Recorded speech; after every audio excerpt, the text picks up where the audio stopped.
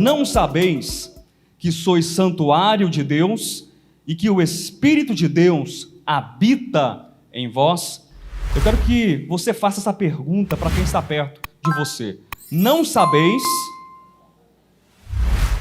que sois santuário de Deus e que o Espírito de Deus habita em vós? Graças a Deus. O tema da mensagem de hoje: vós sois o santuário de Deus. É um tema que foi inspirado na mensagem da semana passada. Então eu fui bastante impressionado, bastante ajudado pela ministração da semana passada, e o meu coração então foi movido nessa direção para tratar, para falar a respeito do desenvolvimento dessa temática, que nós, além de sermos edifício de Deus, que nós, além de sermos igreja de Deus, lavoura de Deus, noiva de Deus, nós também nas Escrituras encontramos essa expressão que é extremamente preciosa. Nós também somos santuário de Deus. Amém. Graças a Deus. Esse contexto do capítulo 3 da primeira carta de Paulo aos Coríntios é um contexto muito rico, que muito possivelmente nós precisaríamos gastar talvez aí 10 ou 2 dezenas de ministrações, sem exagero algum, fazendo uma exposição versículo após versículo desse capítulo, que é extraordinário e que é rico. Mas hoje não é o tempo, essa noite não é o momento para que isso seja feito, para que seja realizado.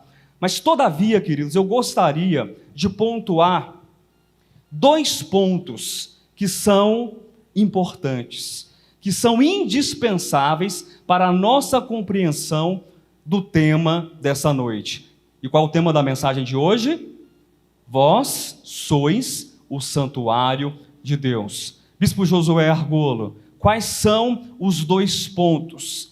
Nós percebemos aqui no versículo 16 que há uma dupla pergunta, ou 2 perguntas, e aqui uma interrogação no final. Mas eu não quero colocar agora esse texto em forma de pergunta, mas eu quero colocar essas 2 questões, esses 2 pontos que devem estar amarrados e indissociados em forma de afirmação. A primeira afirmação, eu quero que você preste atenção nisso: nós somos santuário de Deus. Amém? Nós somos santuário de Deus. É a primeira questão que nós precisamos prestar atenção. A segunda: o Espírito Santo habita em nós. O Espírito Santo de Deus habita em nós.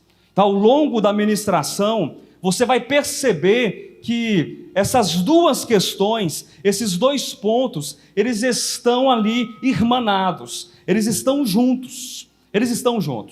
Muito bem, queridos, a mensagem de hoje, eu gostaria de dividir em 4 atos, em 4 ações, em 4 partes diferentes. A primeira parte da ministração, eu quero denominar de o homem é um ser espiritual. E nessa primeira parte, nós precisaremos investigar, principalmente nas Escrituras, que o homem é um ser espiritual. O ser humano é dotado de uma capacidade que nenhuma outra criatura na face da terra possui, que é a sua espiritualidade. A segunda parte da mensagem eu quero chamar de a tríade do santuário. Pastor, mas que nome complexo, que nome complicado é esse? Mas você logo verá, quando nós chegarmos na segunda parte da ministração, que você já sabe do que se trata a tríade do santuário. Talvez agora, posicionando esses nomes, tríade então são 3 questões, 3 nomes, de uma maneira mais relevante, mais acentuada, você vai ficar um pouco mais claro daquilo que você já conhece, daquilo que você já sabe. E a terceira parte da mensagem tem o nome de o Vale da Decisão. todos nós, diante do Senhor, cada homem que nasceu, cada homem que um dia, de repente, ainda irá nascer sobre a face da terra, ele tem diante de si, ou melhor ainda, ele tem dentro de si uma importante decisão para fazer. E por último, mas não menos importante, a quarta parte dessa mensagem, que dará de fato toda a explicação de cada uma das partes anteriores, que será o ápice, eu quero chamar de o tabernáculo eterno de Deus. Muito bem, queridos, primeira parte da mensagem, o homem é um ser espiritual. Diga, o homem é um ser espiritual. Desde que o homem, pode falar então, o homem é um ser espiritual, graças a Deus. Eu ministrei um tempo atrás, na minha última ministração, dizendo o seguinte, eu quero retomar, eu quero recapitular esse ponto, que é importante, que está em conexão com a mensagem de hoje. O homem, desde que teve consciência, adquiriu consciência de si mesmo sobre a face da terra, ele tem buscado responder algumas perguntas, que nós podemos chamar de as 3 importantes perguntas da condição humana. Ora, e quando eu digo que são importantes perguntas da condição humana, eu quero dizer com essa afirmação que são perguntas que fazem parte de toda a espécie humana. Não importa onde o homem nasceu, não importa em que cultura ele nasceu, não importa em que tempo ele tenha nascido, em que religião, de repente, ele foi criado, ou mesmo se ele não professa nenhum tipo de religião, todo ser humano, se é analfabeto ou doutor, se é homem ou mulher, se é criança, se é jovem, não importa. Todo ser humano, em um determinado ponto ou momento da sua existência, ele vai fazer essas 3 grandes, importantes perguntas da condição humana. A primeira pergunta, qual é a natureza do homem? A segunda pergunta, qual é o propósito do homem? E a terceira pergunta, qual é o destino do homem? Já parou para pensar na sua própria experiência? Você já se fez essas perguntas alguma vez? Pense comigo. Já se fez? Já parou para pensar? Quem é o homem? Quem eu sou? Qual é o meu propósito sobre a face da terra? Qual é a minha razão de existir? Qual é o meu destino? E quando eu falo de destino, nós precisamos entender esse destino à luz das 2 perguntas anteriores. Quais são? A natureza e o propósito do homem. Entenda destino como sendo o ponto final, como sendo de fato o ponto de chegada. Então a natureza do homem e o propósito do homem, a razão desse ser existir, devem conduzi-lo, seja na sua história particular, individual, ou seja na história coletiva de toda a humanidade, deve conduzir individualmente ou coletivamente esse homem ou a humanidade a um ponto de chegada. Mas é importante, interessante dizer, queridos, que essas 3 perguntas, quais são? Natureza, propósito e destino do homem, elas podem ser respondidas de inúmeras maneiras na humanidade. Quando nós, por exemplo, nós perguntamos para ciência, quando nós perguntamos, de repente, para as religiões, quando nós perguntamos, por exemplo, para a antropologia, cada um trará uma resposta diferente. Sim ou não? É uma verdadeira genealogia sem fim. Não tem fim essas respostas e essas perguntas que são feitas. Já pararam para ver, por exemplo, uma pergunta que sempre é feita? O homem, ele é fruto da evolução ou o homem ele é criado por Deus? Tem fim uma resposta como essa? Será que existe acordo numa resposta como essa? se o homem ele é o produto da criação de Deus ou se ele é o fruto da evolução. Não, pastor, mas o homem é o fruto da evolução, sim, porque há bilhões e bilhões de anos atrás houve uma grande explosão e depois, a partir dessa explosão, o universo foi criado e a terra também surgiu, e num caldeirão, num verdadeiro caldeirão de misturas, primeiramente inorgânicas, foi surgindo ali a prima matéria, e a partir dessa prima matéria veio o ser humano e todas as espécies que são conhecidas. Então o homem nada mais é do que poeira espacial, o homem nada mais é do que poeira das estrelas. Ok, se você pensa assim, tudo bem. Não, mas não é isso, pastor. Eu acredito em uma outra coisa, em uma outra ideia, em uma outra verdade. Na minha opinião, e eu já li a Bíblia inúmeras vezes, desde que eu era muito pequeno, na escola bíblica dominical, está escrito no livro do Gênesis, que Deus, no jardim do Éden, criou o homem.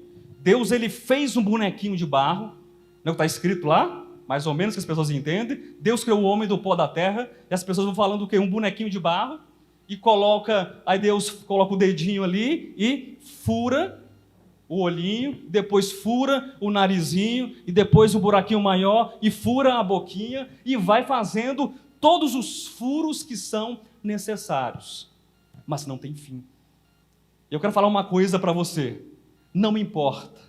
Isso não é o mais importante para nós. Se você acredita na evolução, se você acredita na criação, se você acredita que o homem é apenas matéria, que o homem ele é matéria e espírito, se você acredita que o homem ele é direcionado, é mobilizado, é impulsionado apenas pela razão, pelas emoções, pelo desejo, ou também pelo espírito humano, nada disso é importante.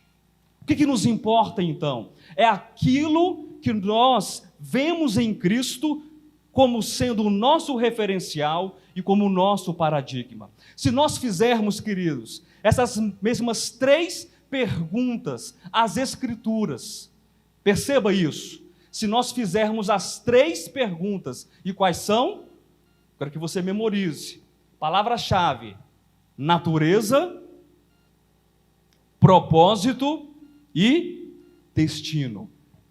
Qual é a natureza do homem? Qual é o propósito do homem?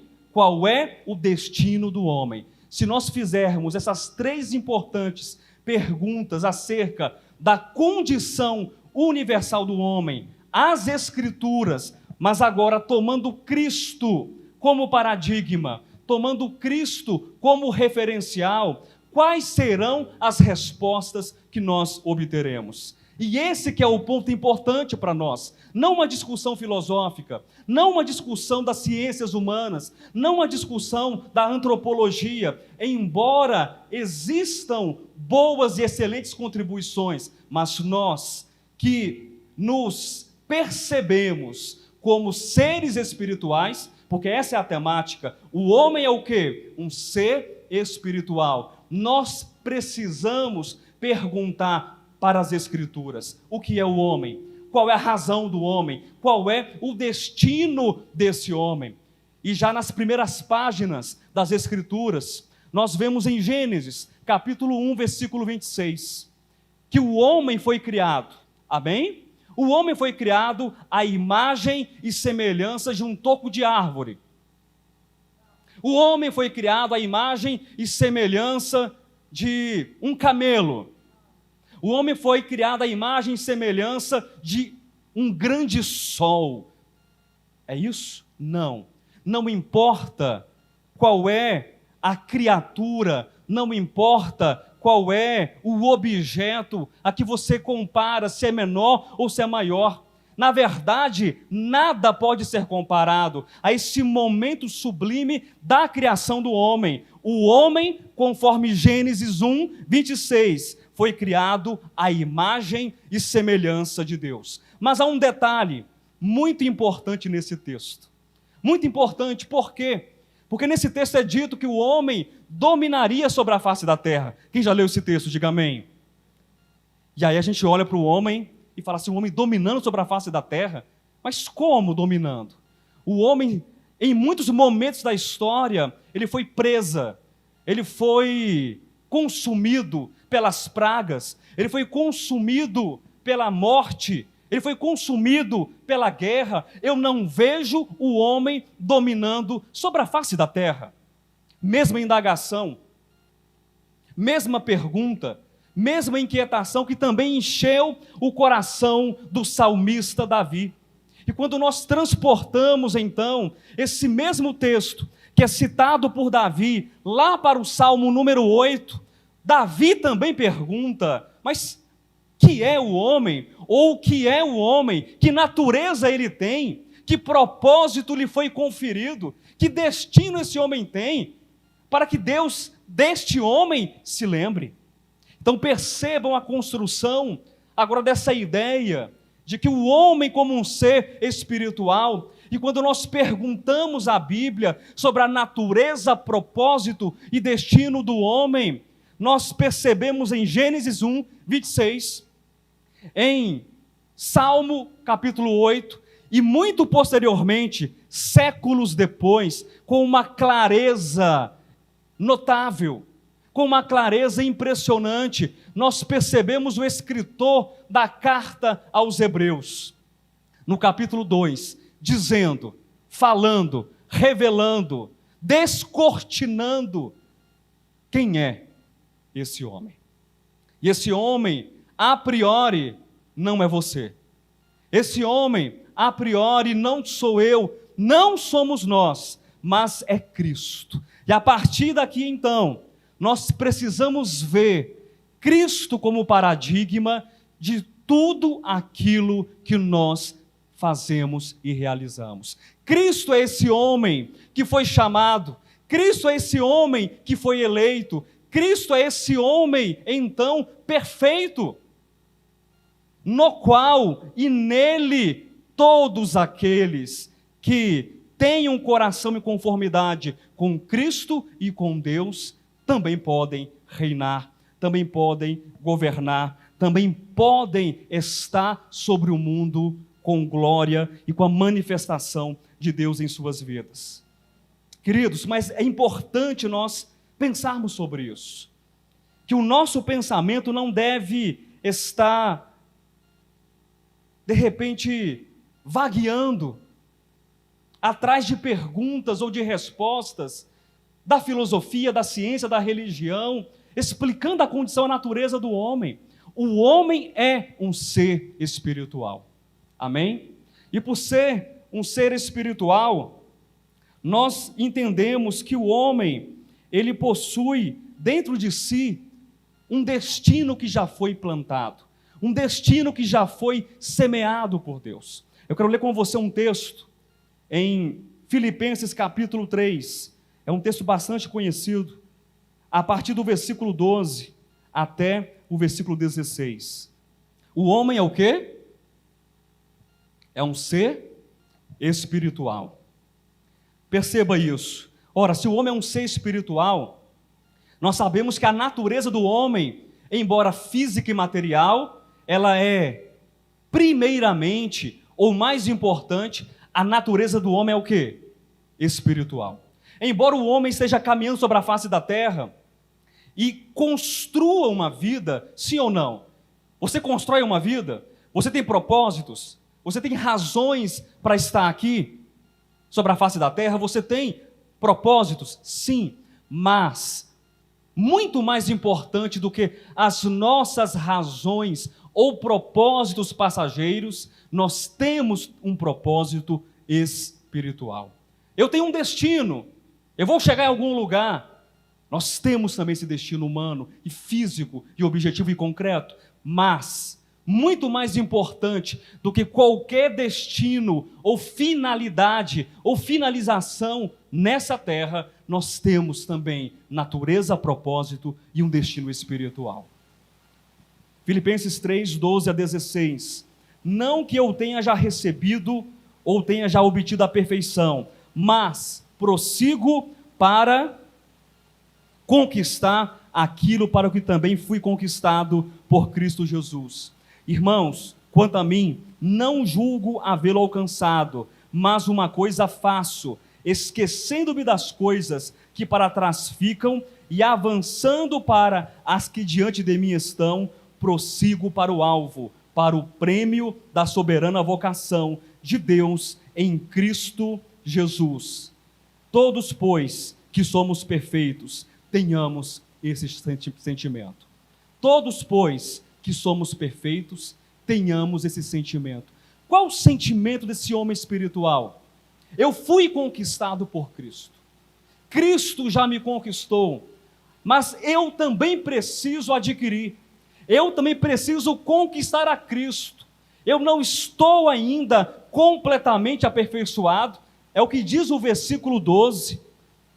Não que eu tenha já recebido ou obtido a perfeição, mas por incrível que pareça, o apóstolo Paulo coloca no versículo 15, nós que somos perfeitos. Por que ele coloca dessa maneira? Porque existe uma atitude no coração, uma atitude de buscar, de perseguir, de alcançar a perfeição que somente é possível em Cristo Jesus, o nosso Senhor.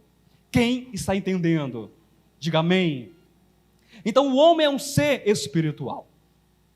E por ser um ser espiritual, ele deve prestar um serviço também nessa mesma base de espiritualidade. E aqui nós adentramos, queridos, para a segunda parte da mensagem de hoje, que eu chamo de a tríade do santuário. Não se espante, não é nada difícil de entender. A tríade do santuário. Por ser o homem uma criatura espiritual, ele se manifesta de inúmeras maneiras.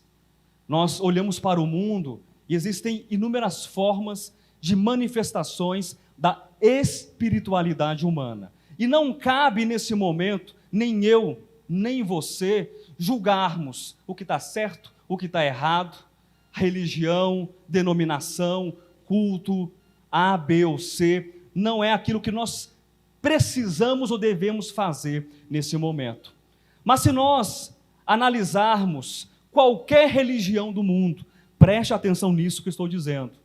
Se nós analisarmos qualquer espécie de culto deste mundo, seja uma religião monoteísta, islamismo, por exemplo, ou cristianismo, ou judaísmo, ou uma religião politeísta, ou uma religião, de repente, ali nos primórdios da humanidade, anímica, o animismo, onde o homem, ele entendia que cada ser da criação, um passarinho, uma lagartixa, uma pedra, um sapo, eles tinham uma alma que se relacionava com o próprio homem. Se nós analisarmos tudo isso, nós veremos que existe uma tríade que é irredutível quando nós falamos sobre a espiritualidade do homem. Pastor, e que tríade é essa? Eu quero que você preste atenção e repita comigo: adorador. Mas com fé, com firmeza. Adorador. Adorado. Adoração. Eu sei que você está se preocupando agora, mas e aí? Quem é que é adorado? Calma, não se preocupe com isso. E como é que é a adoração? Não se preocupe também com isso. Não tente comparar a sua adoração com a dos outros. Não tente comparar nada. O que nos interessa é entender o nosso papel no relacionamento que nós temos com Deus. Apenas isso nos interessa e apenas isso nos basta. E falando sobre a tríade do santuário, adorador, adorado e adoração, nós nos deparamos com dois grandes problemas. E quais seriam esses dois grandes problemas? O primeiro diz respeito ao adorado. Quem é o adorado? E o segundo diz respeito à adoração. Como é feita a adoração? E eu quero começar de trás para frente. Eu quero falar primeiro da questão ou do problema da adoração e depois da questão ou do problema do adorado. Abra sua Bíblia em um texto que nós já o lemos inúmeras vezes. João, capítulo 4, versículos 23 e 24. Quem achou? Diga amém. João 4, 23, 24. Quero falar a respeito da questão do problema da adoração. Nós sabemos que nesse contexto de João 4, nós temos uma mulher chamada que é a mulher samaritana, que Jesus se encontra com essa mulher, Jesus pede água para essa mulher, a mulher em primeiro momento nega a água para Jesus, e eles depois descambam para uma conversa que começa na água, começa no poço de Jacó, começa nas questões da materialidade, e depois é aprofundada na espiritualidade, no lugar certo, no lugar correto, no lugar verdadeiro da adoração. E Jesus, ele fala aqui, em João capítulo 4, versículos 23 e 24, algo que deve mudar a experiência de culto, de adoração e de serviço de todo ser humano. Diz o versículo 23, mas vem a hora, e já chegou. Porque a pergunta da mulher é, onde? Quando? Que lugar? Qual é o rito? Qual é a forma? Qual é o sacerdote? Que templo? Jesus Cristo interrompe essa mulher. Ele corrige o pensamento, o raciocínio dessa mulher e diz, mas vem a hora e já chegou. Queridos, vem e já chegou. Cristo, que é o nosso referencial de natureza, Cristo, que é o nosso referencial de propósito, Cristo, que é o nosso referencial de destino, Ele é o grande marco divisor de todas as coisas que já existiram. Cristo é o marco divisor de todo tipo de serviço, de culto, de adoração, de religião que já existiu ou possa ainda um dia vir a existir. Cristo chama a nossa atenção, não apenas da mulher samaritana, mas agora na tríade do santuário, falando sobre a forma de adoração. Chegou a hora, agora em Cristo, em que há uma forma de se adorar a Deus. Diga amém. Há uma forma em que os verdadeiros adoradores adorarão o Pai em espírito e em verdade, porque são estes que o Pai procura para seus adoradores. Deus é matéria, Deus é carne, Deus é Espírito. Ora, se Deus é Espírito, você percebe que existe aqui uma harmonia, que existe aqui uma convergência entre o ser humano, que foi criado à imagem e semelhança de Deus, em Cristo, enquanto natureza, propósito e destino, e o próprio Deus.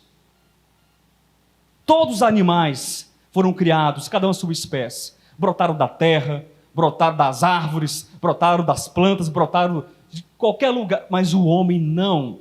Quando chegou a vez do homem ser criado, Deus, ele fez a reunião. Façamos o homem, Pai, Filho, Espírito Santo. E esse homem, ele foi feito à imagem e semelhança de Deus. Pastor, mas você quer dizer então que Deus, ele tem 5 dedos em cada mão? Você quer dizer então que Deus tem cabelo? E como é que é o cabelo de Deus? É isso que você quer dizer? Não.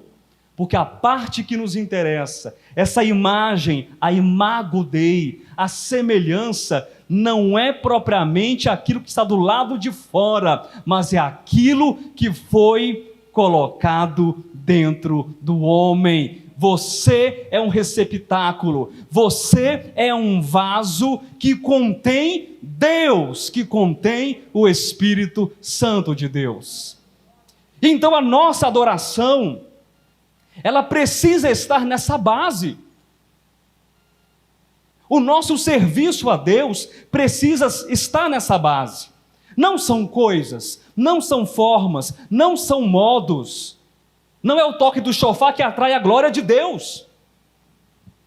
Não é a reza ou cântico em hebraico, que nos torna mais santificados ou mais próximos do Senhor.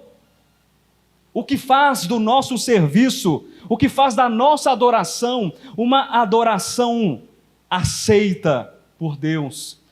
E aqui utilizando uma expressão humana, palatável para Deus, é o fato, é a razão dessa adoração ser feita no Espírito.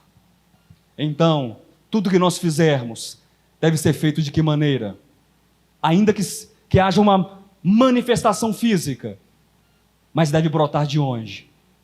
Do espírito humano. Prosseguindo no texto, Deus é espírito e importa que os seus adoradores o adorem em espírito e em verdade.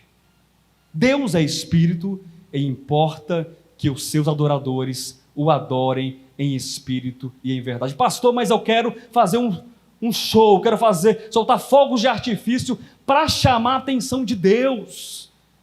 Você vai estar perdendo o seu tempo.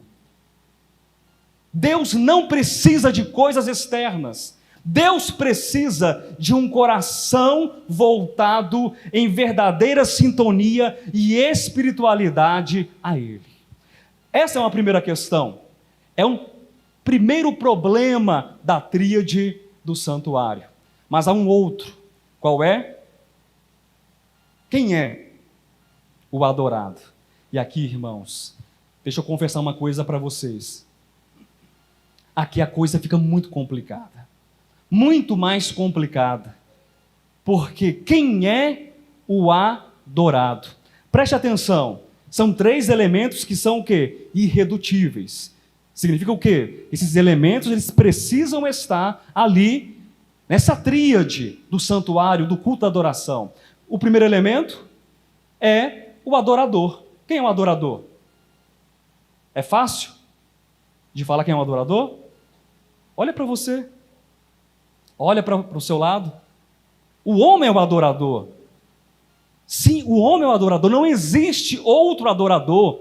Eu nunca vi outro adorador que adore a Deus com consciência. Eu sei que os pássaros podem adorar a Deus, os animais adoram a Deus à sua maneira, mas eu estou falando de consciência. Então, o homem é o adorador. Deus, a grande pergunta, é o adorado? Aqui é um problema. Por quê? Porque nem sempre Deus é o adorado. Em muitos momentos, não raras vezes, o adorado é o ego.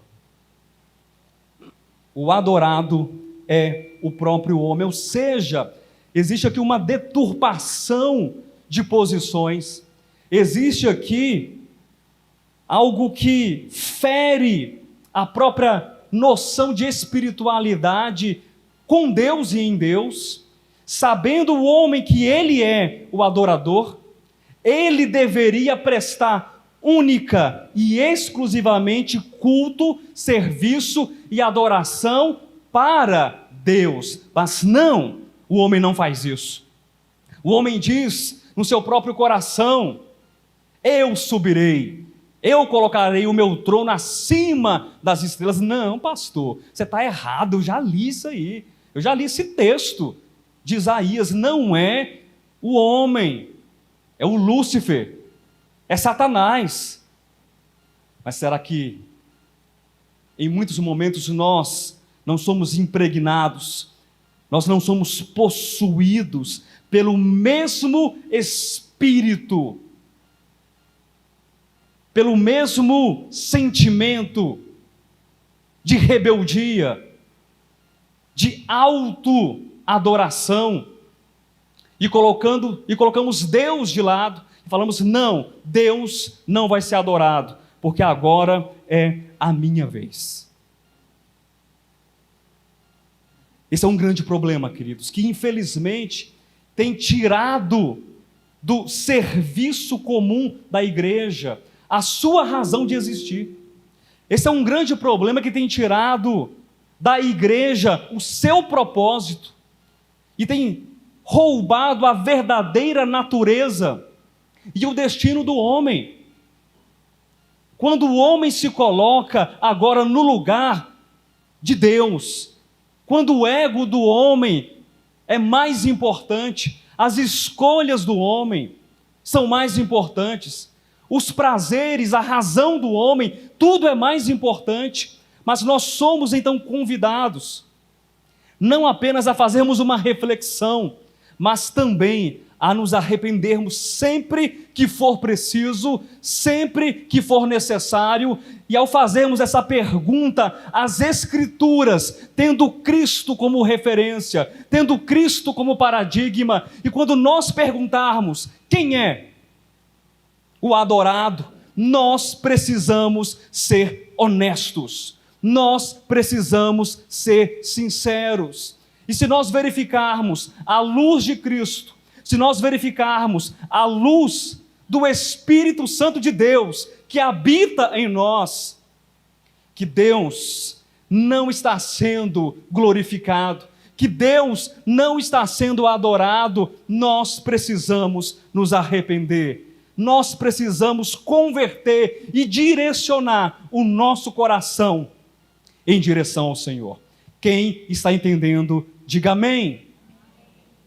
Infelizmente, essa questão do ego ocupando o lugar de centralidade ao invés de Deus não é um problema novo, não é um problema dos nossos dias, não é um problema do século 21, muito pelo contrário, desde tempos antigos, tempos imemoriais da história da raça humana, o ego já está ali, tentando ser entronizado ou se entronizando no coração do homem. Vamos ver um texto. Abra sua Bíblia, por favor, na primeira epístola de João, capítulo número 4. Vamos ler o versículo, do versículo 1 ao versículo 3. 1 de João, capítulo 4, versículos 1, 2 e 3. O que diz o texto?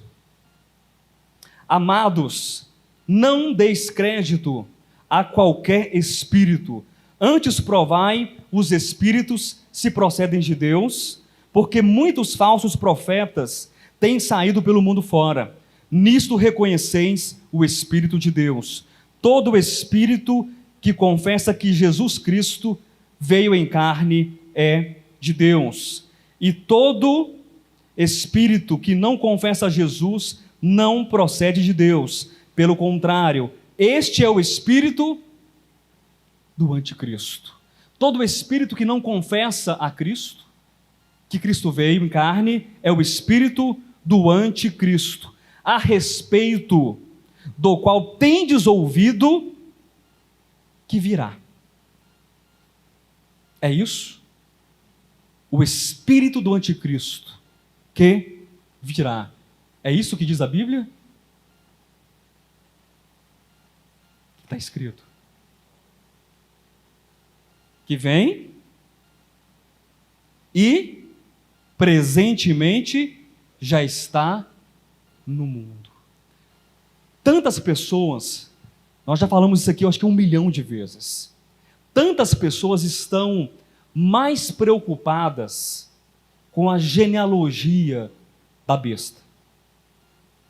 Estão mais preocupadas com toda a sua árvore genealógica. Quem é o anticristo? De onde ele virá? E embora nós não possamos desconsiderar a materialidade dos fatos escatológicos, e ninguém está aqui, nenhum pastor, nenhum cooperador, ninguém está aqui para desprezar as questões que um dia vão acontecer, do ponto de vista da sua materialidade. Mas isso não é o mais importante para nós. O mais importante é nós termos a compreensão de que existe um espírito no mundo. Ele virá, mas ele já está presente no mundo, e ele tem roubado, ele tem tirado dos corações dos homens a centralidade que só pertence a Deus e ao seu Cristo. E nós precisamos estar claros disso, queridos. Nós precisamos compreender essa questão. O anticristo não pode ter lugar no nosso coração. O anticristo não pode ter lugar em nossas mentes. Mas pastor, eu nunca segui o anticristo. Nem sei onde ele mora, não sei qual o endereço dele, nem quero saber. Ok, mas quantas vezes o eu anticrístico, quantas vezes o coração anticrístico, quantas vezes a alma anticrística falam fervorosamente e bradam dentro de nós.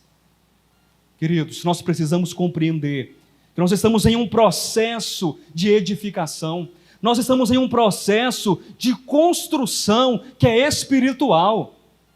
E às vezes nós ficamos desapontados, porque a gente olha para o lado de fora e não vê nada acontecendo. Mas não se preocupe com aquilo que está do lado de fora, se preocupe com aquilo que está do lado de dentro, no coração, na alma e no espírito humano.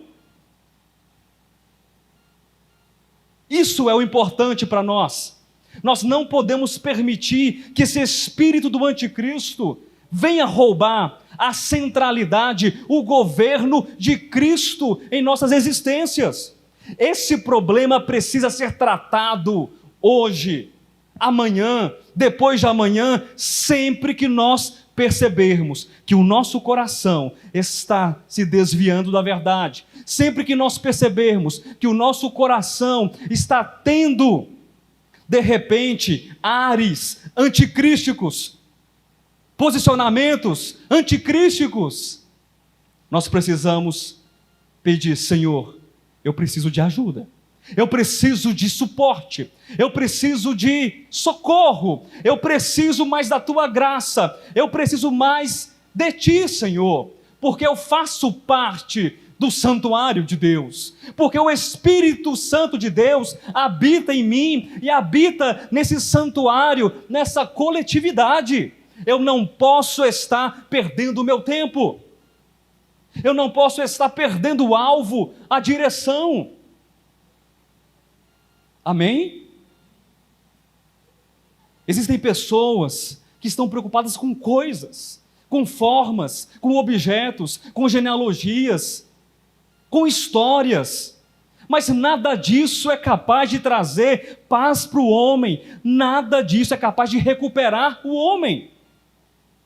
Somente Deus é capaz, somente Cristo é capaz. É por esta razão que nós sempre afirmamos que Cristo é o único capaz de expressar a vontade de Deus.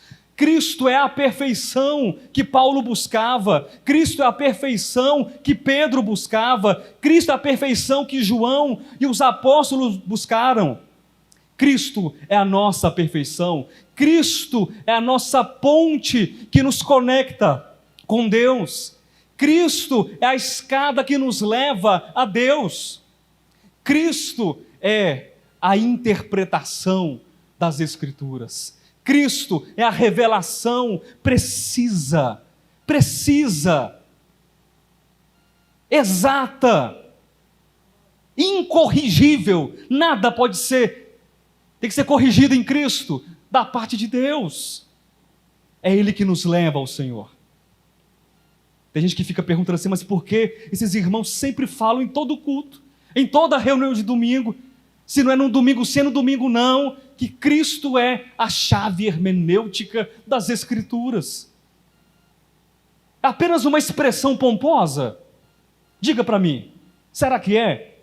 Cristo é a chave hermenêutica das Escrituras. Esse povo do Devap fala que não gosta de teologia, mas eles usam umas expressões cheias de pompa, de circunstância. Não se trata disso, não se trata de orgulho, não se trata de uma expressão bonitinha, ou para chamar sua atenção, ou para você decorar, ou bater a mão no seu peito e falar assim: na minha igreja, no meu ministério, nós ensinamos que Cristo é a chave hermenêutica das Escrituras. Fiz voz de radialista, igual do Pedrão.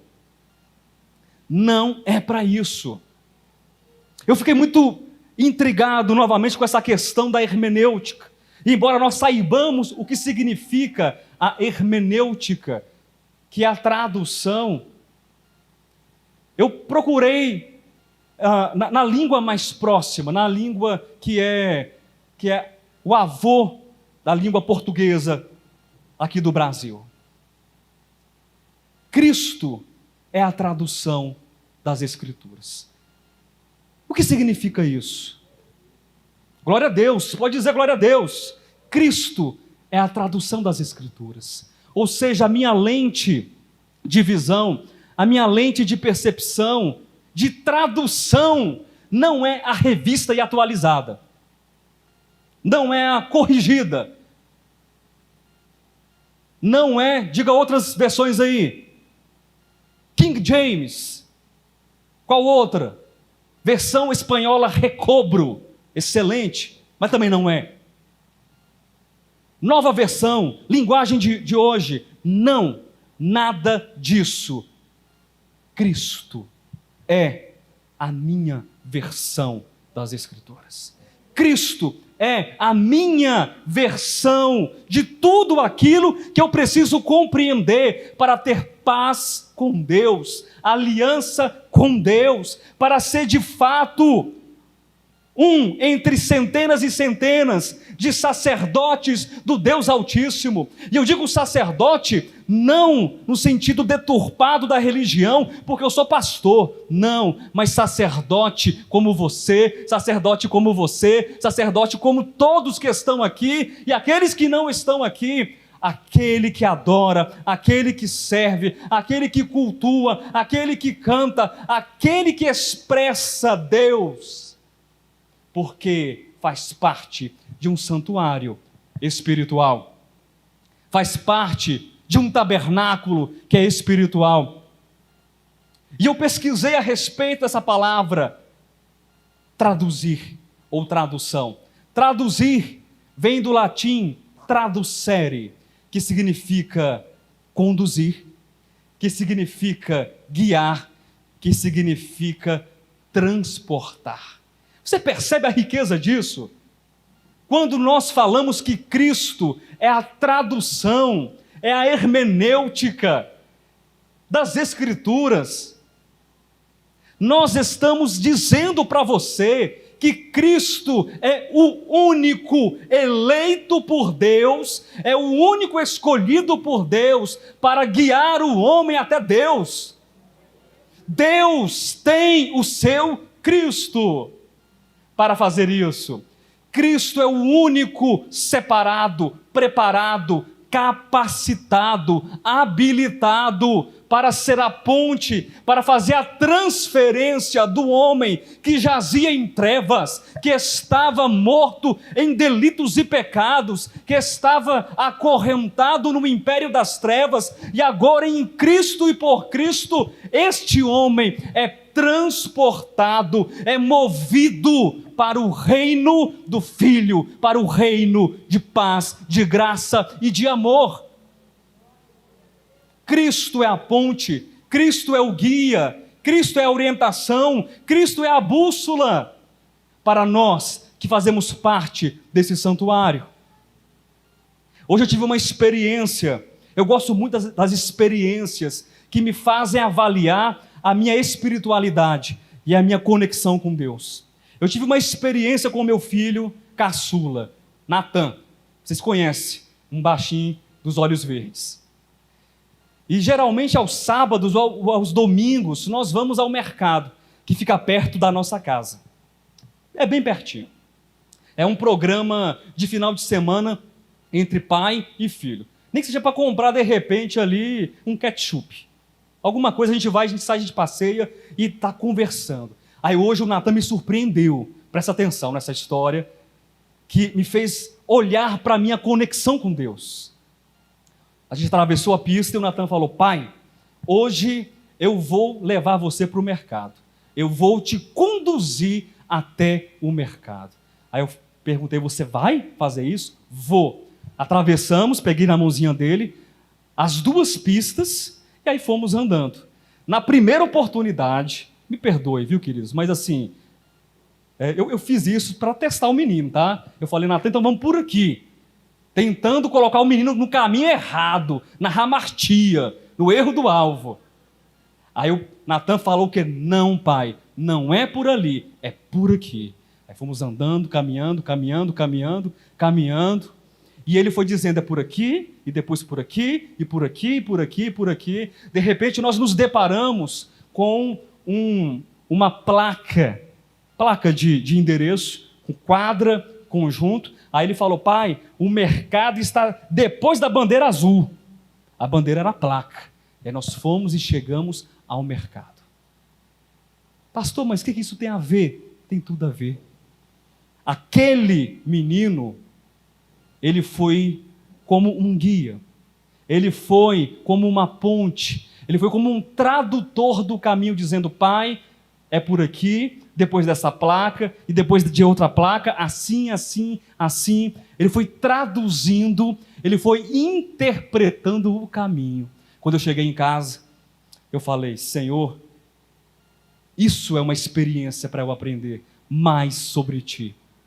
É uma experiência para eu aprender que eu preciso ser conduzido, que eu preciso ser transportado, eu preciso parar e olhar não com os olhos naturais, eu preciso parar e olhar não com esses olhos que carecem de correção, mas com os olhos espirituais. Eu preciso olhar as placas de Cristo no caminho, eu preciso olhar as sinalizações de Cristo no caminho, compreendendo a partir de Cristo a minha natureza, quem eu sou, o meu propósito e o meu destino, não apenas temporal e passageiro, mas principalmente o meu destino eterno em Deus, como parte do santuário eterno do Senhor.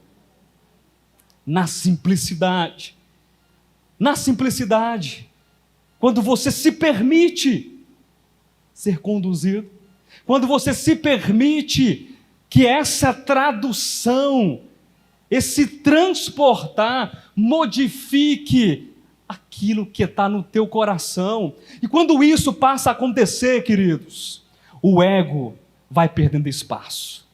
O ego vai perdendo espaço. Sabe por quê? Nós vamos então nos tornando cada vez mais aperfeiçoados na decodificação divina, na linguagem celestial, na linguagem de Deus, e o ego vai se tornando analfabeto, o ego vai se tornando cada vez mais obscuro, pequeno, e não há espaço, e não há lugar para esse ego, porque ele vai diminuindo, e Cristo vai assumindo o lugar, Cristo vai assumindo o controle, e vai governando de dentro para fora.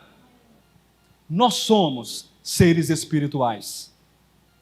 Nós temos uma grande responsabilidade nessa tríade da adoração, nessa tríade do santuário, que é permitir que esse Cristo cresça em nós. E aí chegamos na terceira parte da mensagem. Quem se lembra da terceira parte da mensagem? Chamada o Vale da Decisão. Todos nós temos que decidir. E não me venha com churumelas. Eu não vou discutir arminianismo com você. Não vou discutir calvinismo com você. Pastor, mas tem que decidir pela salvação ou pelo reino?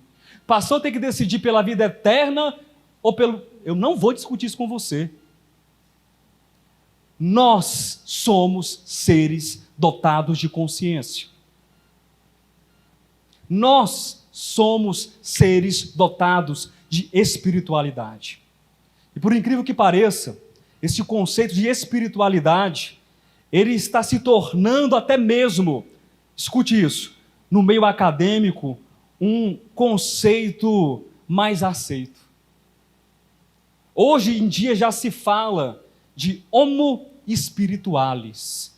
Nós sabemos que o homem é conhecido, o homem moderno, já aí há algum certo tempo, de Homo sapiens, que traduzido livremente é o quê? Homem sábio.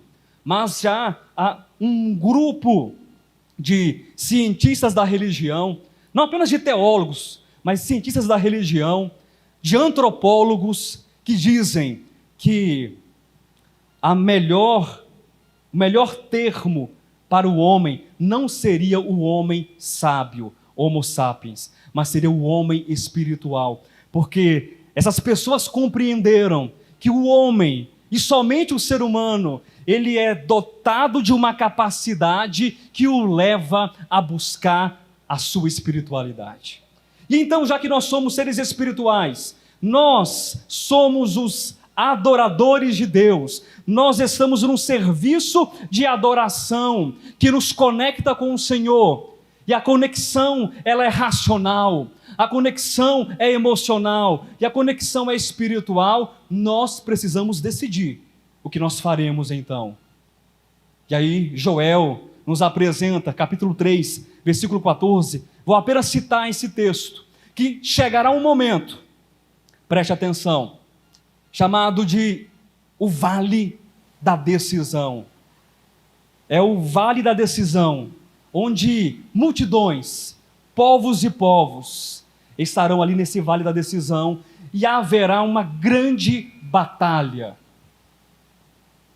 Pastor, se você acabou de dizer, chegará o momento, sim, mas embora essa batalha um dia vá acontecer entre Cristo e o anticristo, a besta e Deus e o seu eleito, o Cristo, nós precisamos entender que essa batalha é diária. O Vale da Decisão é hoje. O Vale da Decisão é aqui. É agora. Esse é o momento. Romanos capítulo 12, versículo 2 diz: não vos conformeis com este século, mas transformai-vos pela renovação da vossa mente, para que experimenteis qual seja a boa, agradável e perfeita vontade de Deus. Nesse terceiro momento da mensagem, nós temos que entender que no Vale da Decisão existem dois selamentos, ou duas maneiras de nós sermos selados. Eu citei esses dois textos, mas eu preciso ler outros dois textos. Abra sua Bíblia rapidamente, no último livro, Apocalipse, capítulo 13, 16. E depois nós iremos ler 14:1. Diz assim: a todos os pequenos e os grandes, os ricos e os pobres, os livres e os escravos. Quem ficou de fora aqui? Quem ficou de fora aqui? Ninguém ficou de fora. A todos, pequenos, grandes, ricos, pobres, livres, escravos, faz que lhes seja dada certa marca sobre a mão direita ou sobre a fronte. Nós sabemos, é claro, que esse texto se refere à marca, ao selo, ao sinal da besta, que tem gente que está preocupado com uma coisa, sabe, que é chip, que é alguma coisa material, mas esse sinal, essa marca, esse selo na mão ou na testa diz respeito à nossa ação, à nossa atitude, à nossa decisão e, primeiramente, à consciência. Então o texto fala que muitos, pobres e ricos, pequenos e grandes, escravos e livres, receberão. Lhes foi dado que recebessem o sinal, a marca da besta. Mas pastor Josué, e essa marca é o quê? Essa marca é o quê? Antes de responder, vamos ler outro texto. Apocalipse 14, versículo 1. Olhei, e eis o Cordeiro em pé sobre o monte Sião, e com ele 144.000, tendo na fonte escrito o seu nome e o nome de seu pai. Esses 144.000 tinham o quê? Na fronte escrito o nome do seu pai. O seu nome, o nome do Cordeiro e o nome do Pai. É mais um símbolo que fala de um selar, que fala de uma marca, para que nós tenhamos essa compreensão, seja da marca da besta, ou seja da marca ou do selo de Cristo.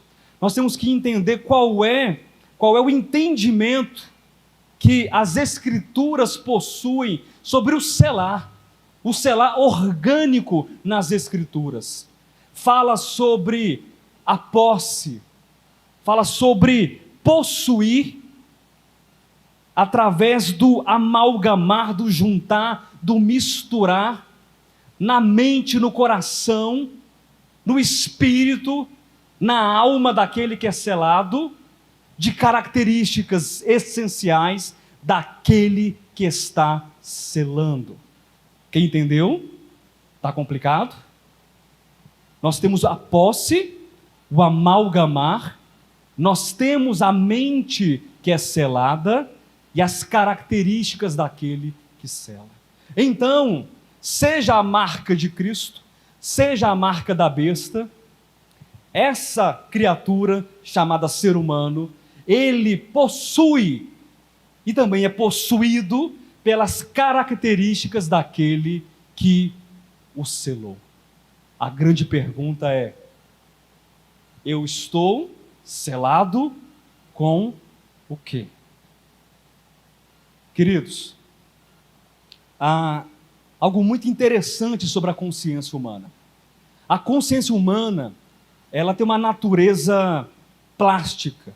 E eu gosto muito dessa expressão, que é retirada do livro Nascidamente, e é uma expressão da neurociência, que fala sobre a capacidade ou a característica do cérebro humano de se adaptar.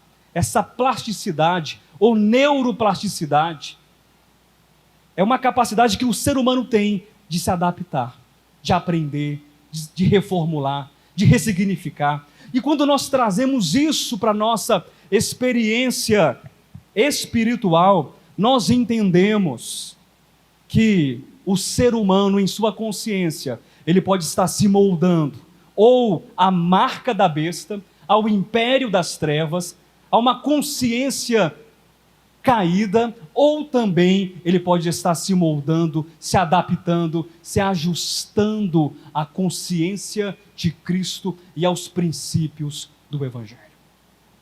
É uma questão de decisão, é uma questão de escolha, que é hoje. Eu repito o que eu disse agora há pouco: o vale da decisão é agora, hoje. Pastor, você quer que a gente levante a mão para aceitar Jesus? Não é isso que eu estou falando. É o apelo no final do culto? Não é isso que eu estou falando.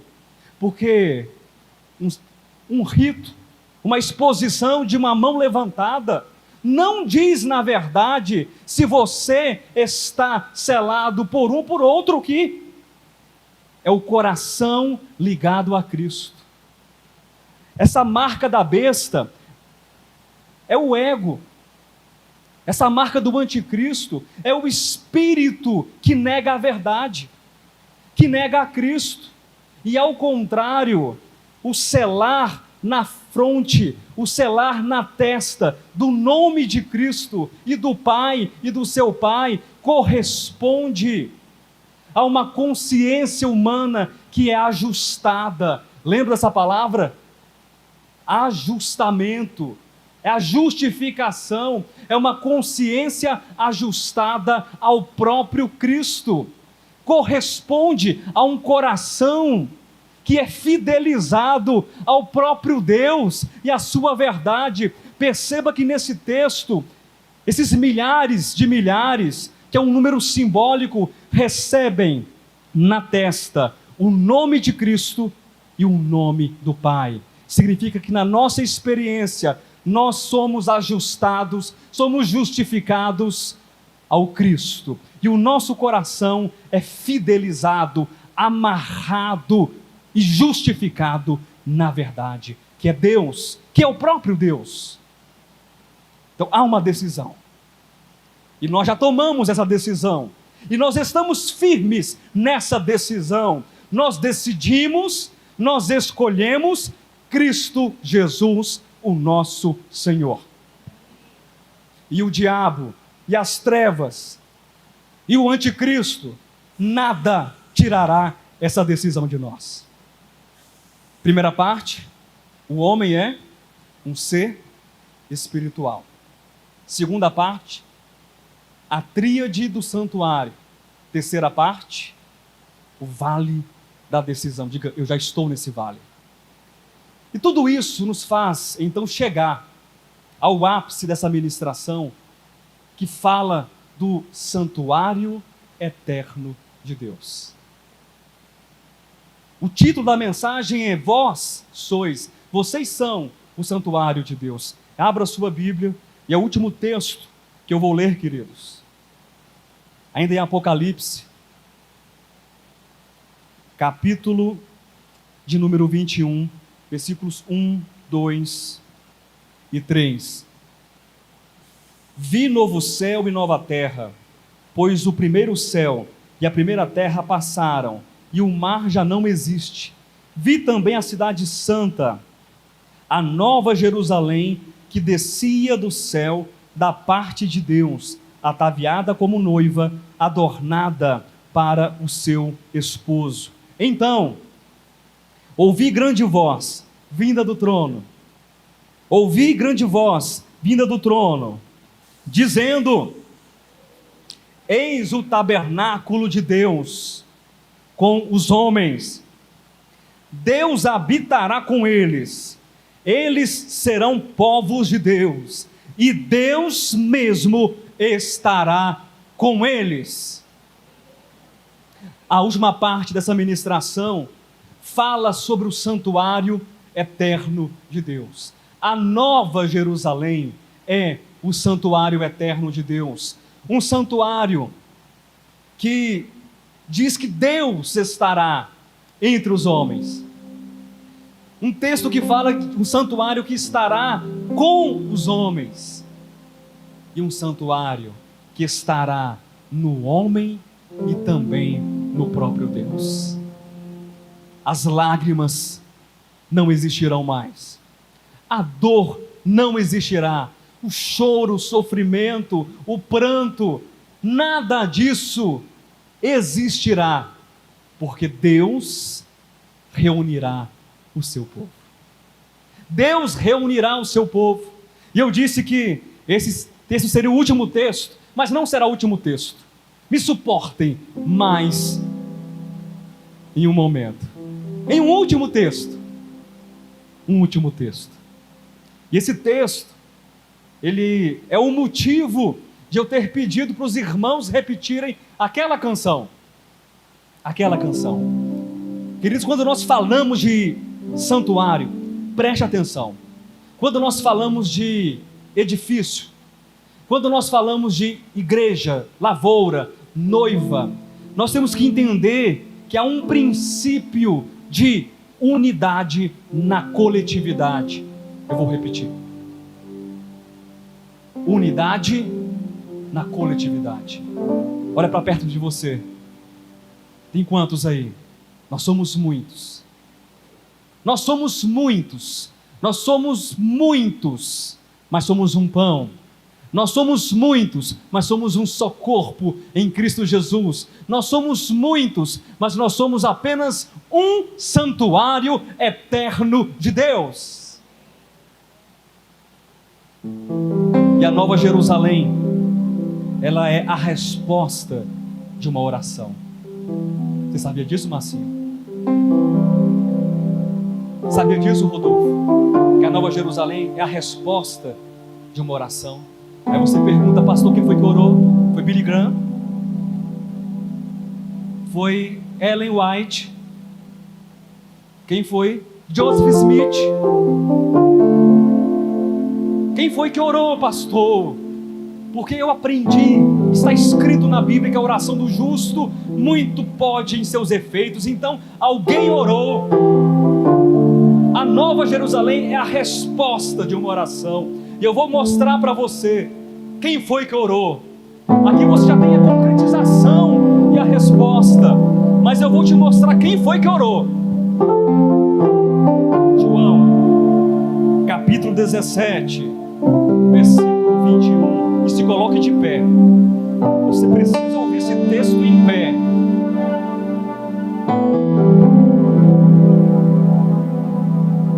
Irmãos, eu não vou ler toda a oração, mas eu quero ler uma parte, que é a parte mais pulsante dessa oração. Olha Cristo falando aqui, tudo o que Ele disse, a fim de quê? A fim de que todos, a fim é destino, é finalidade, mas a fim também é propósito, e a fim assume uma natureza pré-existente, a fim de que todos sejam um,